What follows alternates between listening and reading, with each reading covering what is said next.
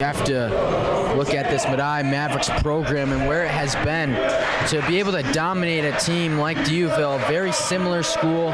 They're getting almost the same product in recruiting, just a few miles down the road, and just to not lose to a team that's kind of your stature for 13 years is pretty impressive. As Van de Lucaarden knocks down a three, and Duville has a 4-point lead. Yeah, every time these two play each other is definitely, more of a factor of pressure and hype around it, just because of the rivalry and how close these schools are, and like you said, how close that they are, almost related. And when it comes to what type of school, what type of program, and how they recruit, but I think especially for the seniors on this Medaille team, that this game is going to be one of them that they can look back on towards the end of the year, where it could be not exactly make or break their season, but this is almost, in my eyes, a must-win game for these guys in the blue and gold.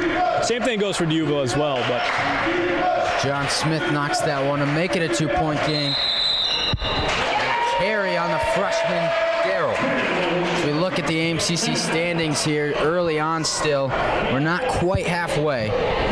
LaRoche still up top, 7-0. We saw them here in the Sullivan Center on Saturday, and they had put on an offensive clinic, putting up 93 points, 16 threes beyond the arc for the Red Hawks, as Cedric Monchi is going to get the bucket to count and the foul.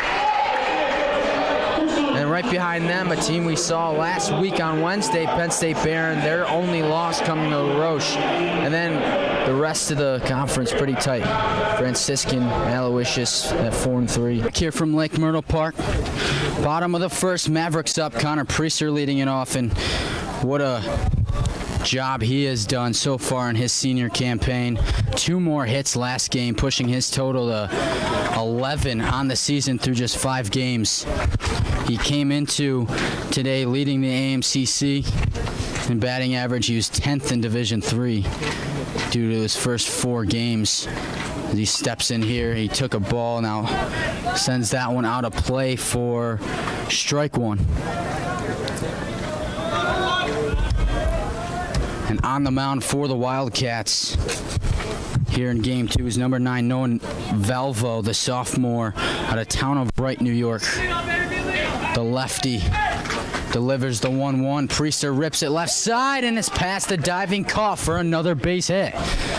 So Priester staying hot. Joe, how good is it? See how good he's swinging the bat right now. Awesome, Cole. Coming into this game, I think Connor was hitting 692, and I came up to him because I got here late, and I was like, Connor, hitting 692? How important is it for teams to coming down here in Florida finally get outside for the first time and head back up north with a winning record? Yeah, I mean, that's a great part of Florida. I mean, it's always great going back north with a winning record, and I think last year we finished 5-3, I believe it was, and we had a great feeling going back up north, and we had a lot of confidence as a team, and going into conference we were really, really hungry to make an impact. But the AMCC's tough. There's a lot of tough teams, and there's no gimme games. Every game is a dogfight in that conference.